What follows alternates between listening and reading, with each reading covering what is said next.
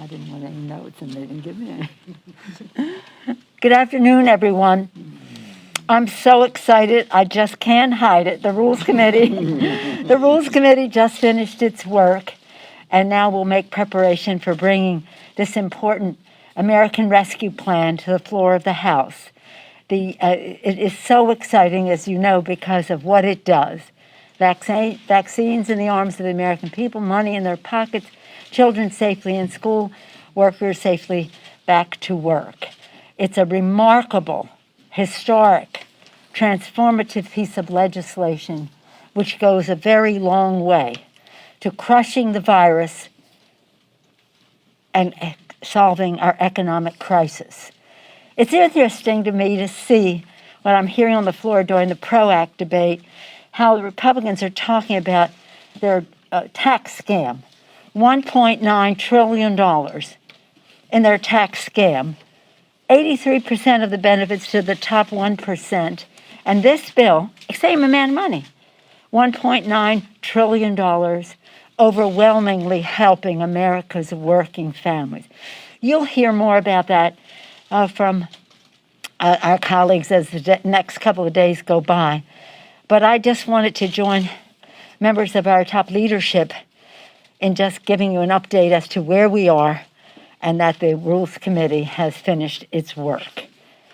Its work on something that in the 33 years that I have been in Congress and up until now, the Affordable Care Act has been the most consequential legislation that I have been a part of. This is definitely on a par with that, if not to exceed it in terms of its impact on many more poor people in our country. With that, I'm pleased to yield to our distinguished Democratic leader who knows more about the schedule than any of us for any other information or any bragging rights about this important legislation. It's not only provisions, it's pieces of bills. Mr. Richie Neal has about $1 trillion in money in people's pockets, right? Yes. And including the pension piece of it, which is a piece of legislation that went a long way to meet the needs of so many people in our country. But that just another example. Barbara Lee talked this morning about the equity piece and how this legislation addresses the inequality of how healthcare and the vaccine and all the rest would be distributed, a piece of legislation she and others had put together. In any event, all of it excellent, all of it fair, all of it an opportunity for us to grow the economy by investing in the people, for the people. And I might say, for our Republican colleagues who, they say no to the vote and they show up at the ribbon cuttings or the presentations. With that, I yield to Mr. Hoyer. Boy, oh boy. Mr. Hoyer. I was president of the Senate back in 1870 in the state of Maryland, and people would rush up to me and say, I need this in the budget, I need this in the budget, and because it was a unified document, it wasn't like an appropriation bills. And okay, well, let's see if we can do that. So it's in the budget. And then, of course, they vote no. I said, well, why'd you vote no? I said, well, I couldn't vote for the budget. I said, but you asked me to put something in there. Well, yeah, you did, and I appreciate that, but I can't vote for this. So, yes, they'll be at the ribbon cuttings. They'll be there saying the schools are open, kids are in school, isn't that great? Yes, it is great, $130 billion later in this bill, and they voted against it. People have jobs. Small businesses are open. Vaccines are getting in arms. And they'll say, isn't that great? And they'll be at the vaccine delivery point. But they won't have voted for this bill. But let there be no mistake. This is not an unusual performance for our Republican colleagues. Nancy and I and Rich and Jim Clyburn have been here. I don't think you were here in 2009. Well, you were here in 2009, okay. Zero. A bill that Bernanke said would keep us out of a depression.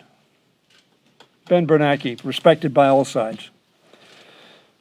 This bill is, I agree with the Speaker. We all worked on the Affordable Health Care bill, and the Affordable Care Act was an extraordinary piece of legislation. It took a long time for the American people to understand how much value it was to them and their families, but they've done that now. And they will certainly didn't take the time on this bill, however, where we have over 70% of the American people who think this bill ought to be passed. And a majority of the Republican Party thinks this bill ought to be passed. I don't know who our Republican colleagues are listening to. But let me say, and my job is sort of focus in on the economy, the economic need for this bill. This big and bold legislation fills an urgent need for our economy. Nearly 10 million Americans are out of work compared to last March. 10 million Americans.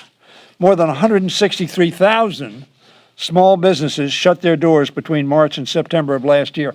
This will help rescue a number of them. Maybe not all, but a large number. That's 800 businesses a day closing and laying off workers. The Senate's now taken action. The House will pass this bill tomorrow and send it to the President's desk. Economists and public health experts agree that we need substantial relief. This is not a controversy in the economic community. They know that we need this. It's not just another temporary relief measure like the ones enacted under the Trump administration, which, by the way, 5 bills passed in a bipartisan fashion. What was the difference? One difference. Republican president, Democratic president. TARP, Republican president, we got a significant number of Republicans, not the majority. Obama came in, they changed. Had nothing to do with substance and everything to do with politics. Mark Zandi, chief economist at Moody's Analytics, said that we need a plan to, quote, get to the other side of this crisis. This not only gets us to the other side of the crisis, it really starts healing the wounds that have been caused by this crisis. A joint analysis conducted by Brookings and the Hamilton Project showed that the American Rescue Plan would bring a 4% growth in GDP. That's growth. Many years we haven't had 4% GDP. This is growth in the GDP.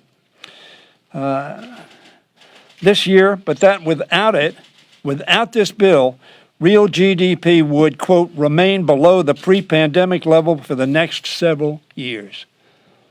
That's why the American people are for this bill. They may not know the specifics of it, but their gut tells them America needs this bill. That's why this bill provides families and small businesses the relief they need to stay afloat until we defeat this pandemic.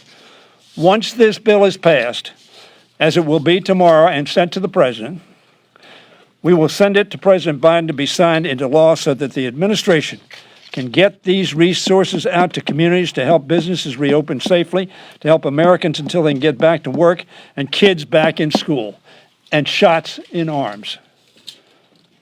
This bill is an extraordinary piece of legislation that will make an extraordinary difference in the health and well-being of Americans and America. It's now my privilege to yield to somebody who's been a fighter all his life for little people, for people who need a voice, who people needed a strong person to stand up and say, look at them and help them, make them have a better life in pursuit of happiness. My friend Jim Clyburn of South Carolina. Thank you very much, Mr. Leader, Madam Speaker, and my other distinguished colleagues. I don't think the headline that we saw in the Washington Post this morning is hyperbole by any means. In this article, it talks about what this legislation does for black farmers. And it went on to say, this may be the biggest help that black farmers have gotten since the Civil Rights Act. Now, all we have to do is take a hard look at the legislation, and you will see exactly what they're talking about. Now, a lot of times we talk about 1890. Now, I know what the 1890 program is. It's a reference to black colleges in the former slave states. We all remember, I think the speaker has talked about this several times, about Abraham Lincoln signed the land grant legislation. But because of the times in which we lived, Clemson University in my state, the land grant school, first one was Cornell, and of course people who look like me could not attend Clemson. So they came back and passed another land grant bill in 1890 for the former slave states. This legislation takes a look at the work of those 1890 schools and the discrimination that had taken place with black farmers. I used to run the South Carolina Commission for Farm Workers. And I can tell you, I'm well aware of the inequities that existed in that system. This legislation tackles that issue like no legislation we have had in my lifetime. And I think that alone makes it worthwhile. But it doesn't stop there by any means. This legislation also tackles the issue that we've had over the last several years with rural hospitals. This legislation goes straight to the heart of that matter and allows help rural hospitals, especially those who are taxed with having to respond to COVID-19. And this legislation has somewhere around $7 billion to assist these hospitals. That's why, if you look, you will see 76% of the American people support this legislation. And then that number, 71% of independents support this legislation. 60% of Republicans support this legislation. This is bipartisan legislation. It may not satisfy the partisans on both sides of the Capitol, but it satisfies Republicans. 30 Republican mayors wrote in support of this legislation. To me, it is the best piece of bipartisan legislation that I've seen here in a long, long time. And with that, I'll yield to the Assistant Speaker, Kathleen Clark. Thank you so much. I share the speaker's excitement over this transformative bill, and I am so grateful and honored to be up here with Chairman Yarmuth and Chairman Neal, and grateful for your work and leadership and that of your committee and your incredible staff. And to the Majority Leader and Mr. Whip, thank you for shepherding this bill through. And to our Speaker, you always put the children first. You center our work and our values around children. And women and children have been hurt so deeply during this pandemic. It has been revealed through this pandemic, the house of cards that is the foundation for women in this economy. And this bill addresses those needs. Women have lost significantly more jobs than men since the pandemic began, eviscerating more than 30 years of progress in the labor force in just 1 year. Over 2 million women were pushed out of the workforce, 1 million working moms, and many of those are women of color. 12 million children in our country are going to bed hungry. This bill provides transformative and historic solutions. It not only will meet the immediate needs, but it ensures that we will have a more inclusive economy going forward. Vaccines in the arms to get children safely back to school. $1,400 payments that will benefit 85% of adults and children in this country, an expanded tax credit that will cut child poverty in half and lift nearly 12 million people out of poverty. We will boost funding for programs that protect survivors of gender-based violence, housing and food assistance, extended unemployment assistance, child care help, not only for the child care industry, but for parents, so they can deal with the high costs of child care and get back to work. And many of our child care providers we know are women and women of color. Women are essential workers. They are moms and grandmothers. They are business owners. They are healthcare professionals. And they have been on the front line of this pandemic and this crisis. With this bill, we are taking a historical step to not only help them recover, we are sending them hope and the tools to rebuild a stronger and more just economy for all.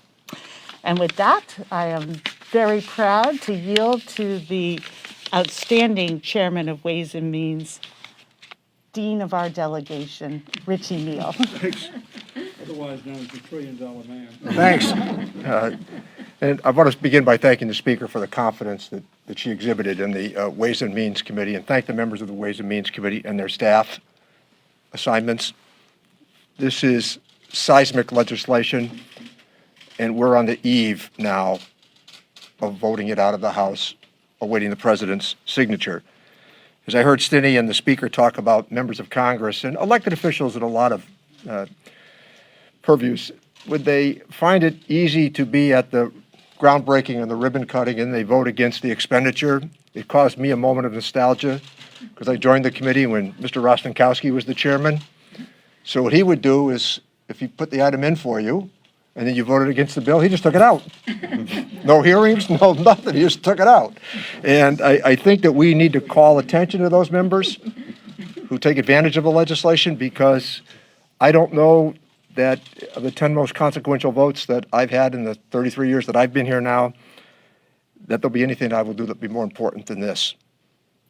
On the child credit, on the earned income tax credit, child care credit, the retention tax credit, unemployment insurance, the checks of equity that will go out as well.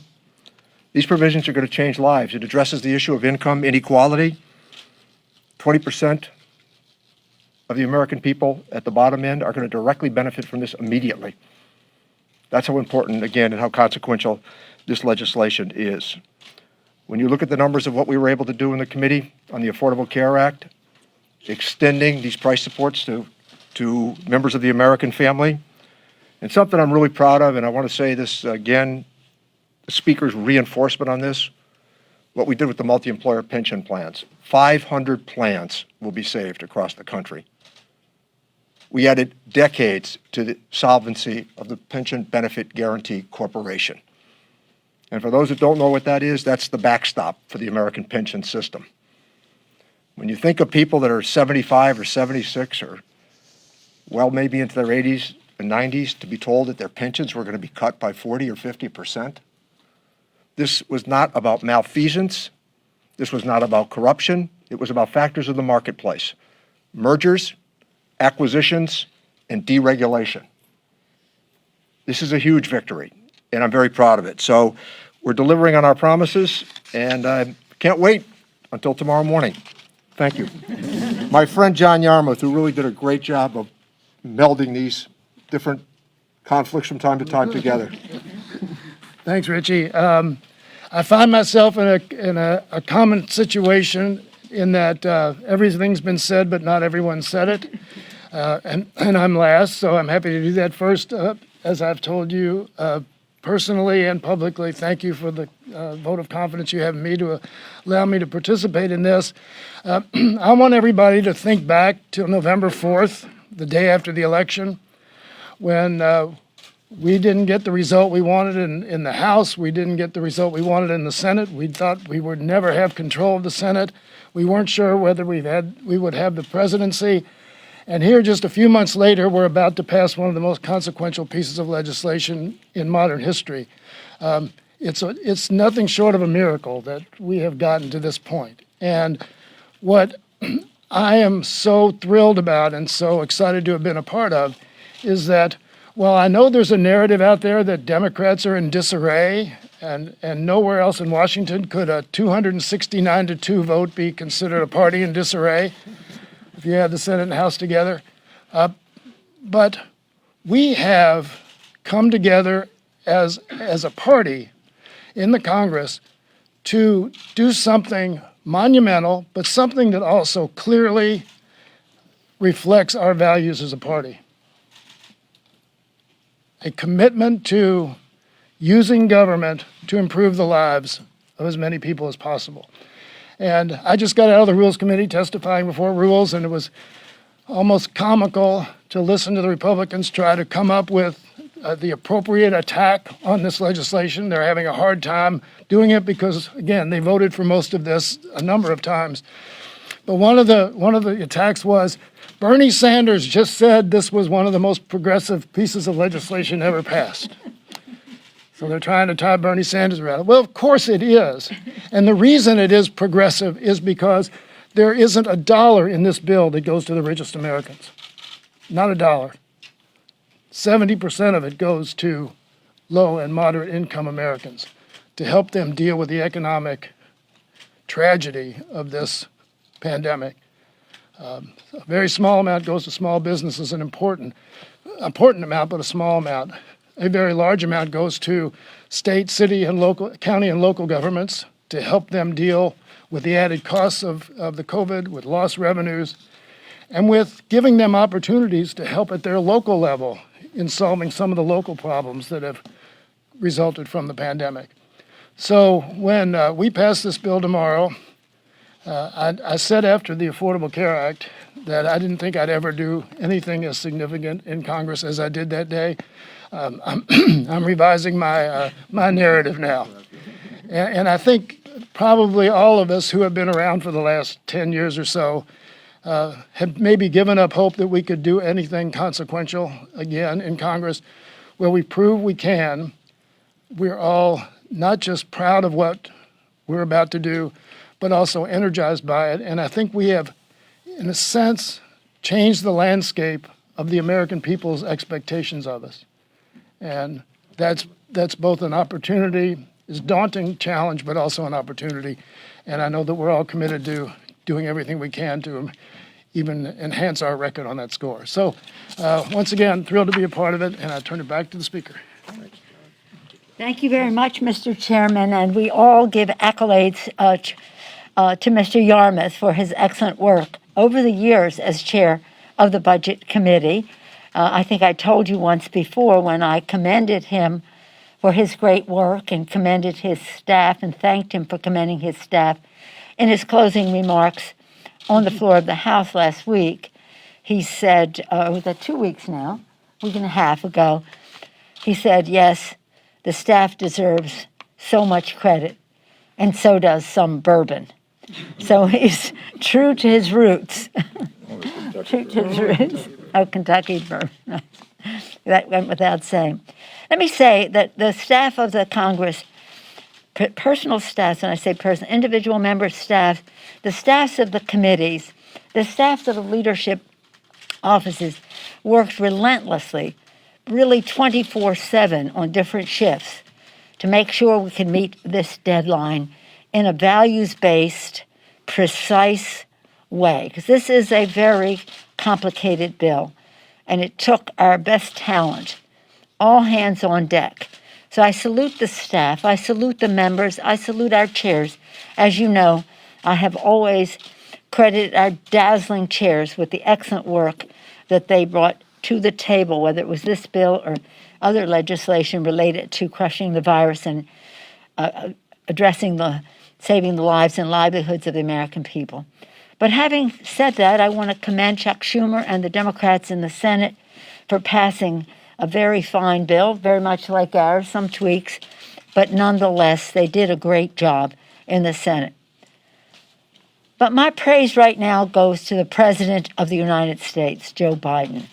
This is the Biden American Rescue Plan. It will be followed by the American Recovery Plan. And it's about just that, saving lives and livelihoods and giving people hope for the future. His presidency does just that. This legislation is a reflection of his values. Now, it looks a lot like our Heroes Bill. We had quite a bit, quite a bit of this in our Heroes Bill, but I'm so glad our shared values, plus enhanced by vaccines and so many other advances that are there, we couldn't be prouder than to be associated with him in this. And it's so sad because in all of the bills, as Mr. Hoyer said, we've had bipartisanship signed by the president. We have a Democratic president. All of a sudden, many of the same features of those other bills, in one size or another, are in this bill, and the Republicans have decided they cannot be for it. That's unfortunate. As I said, they'll take some credit for it in their districts, but we'll have more to say about that. But I do want to say this. I said earlier that there's some legislation, like the Butch-Lewis Act, that was so much a part of the pension bill, and the equities legislation that Mr. Clyburn was so much a part of with the Congressional Black Caucus and the Hispanic Caucus and the Asian Pacific Caucus, shaping so that we have fairness in how the vaccines, et cetera, are distributed and other aspects of outreach for health. I just want to mention Rosa DeLauro. This Friday, I think it is, be 18 years ago that she first introduced the child tax credit refundability bill. And here we are. We did get some of that under President Bush in a bipartisan way, and now long overdue once again. So I want to salute her in that regard. But we can go on, and we will. We'll have so many presentations about this to praise our members because they all made a valuable contribution to this. And we all are grateful to the President of the United States for his great leadership. Any questions? Yes, sir. As you talk about the child tax credit, Yes. that lasts for a year. So you present a situation where Mr. you're Chairman. creating a fiscal cliff if it's not extended. So all these families you're talking about lifting above the poverty scale COVID related. could get knocked COVID right related. back down. Well, one thing that you should know about the tax code, getting something out of the code is oftentimes harder than getting something in the code. So I've already had some thoughts about how we're going to expand it and make it permanent. And I intend to share those in the near future. But what we did is unlikely to go away. You want to share them now, like how you pay for it? I've got some ideas I will share with you at the right moment. Yeah. This is a very important issue for us. And as you know, this is a COVID-related legislation. So yes, Chad. You talked about the Republicans might take credit for some of this, but Yeah. in a couple of days here, you're probably going to be down in numbers if the Senate confirms Marsha Fudge and Deb Haaland here. What does that mean with trying to move some of the other parts of your agenda if you're right down to the edge and you're not getting any help from the other side of the aisle? We're going to have elections. We are already in the course of one in Louisiana, where Mr. Cedric Richmond's person who will come in that capacity will be here. And then when they are confirmed, and hopefully it will be soon so that they can assume their places in the cabinet of the United States, they will have elections and they'll be replaced. But do you think you'll be able Garrett? to get other support on some of these other initiatives? No, it's not going to be a problem. Garrett? Madam Thank Speaker, I think even last fall, when the last COVID relief bill passed, you were already talking about having to do another bill in Yes. the new administration. Do you think this is the last primarily COVID bill that you'll have to take up? You're just going to have to ask the virus. If it stops mutating, if it stops spreading and therefore mutating, then this will be. And some of the provisions in here that have a fuse, like the expanded tax, the enhanced unemployment insurance benefit that goes until the fall. We'll just see where we are then. But it's not anything anybody can predict. It's just a question of the science, and we will have legislation to address it for as long as it's there. Any comments from any of our colleagues? Can I ask that a different way? I mean, you've talked about the importance of crushing the virus. That's Are right. you confident the provisions in this bill can do that? Yes, again, what is interesting about this virus is that it's resourceful. It mutates. It has variants. And so too must we be resourceful and resilient in how we deal with it. But we will be on top of it. Yes, ma'am. Last question. Madam Speaker, thank you. Are House Democratic leaders concerned about maybe losing some members, progressives, in this revised COVID-19? Excuse me, I'm sorry, I can't hear. These leaders are concerned about what? Losing Are House Democrats on Democratic leaders final. concerned about No, losing any no, members no, in no. the COVID-19 No, revised we're not. bill No. this time around? We're not worried about that. Mr. Chair, what? The man council? I think we only lost 2 on the first time. Yeah. And I think we at least cut it in half this time. So we have a 50% increase in the number of people who left. But let me just say, our members have a good judgment, and they know that this legislation is just something historic and transformative, to return to those 2 words. And we are not giving up on the fight for 15. We've all been involved in it for years, and we will continue to be involved. And I'll talk more about that at my press conference on Thursday once we pass this bill and the rest. But no, they know. It's hard for us to understand how the Republicans can vote against this bill because it has such an impact on their constituents. Our members are well aware of that, and also the value, the intellectual excellence of what is in the legislation. So we feel pretty confident about it, and we thank you for your attention to our, I'm so excited I just can't hide it, kind of attitude. Thank you. Thank you.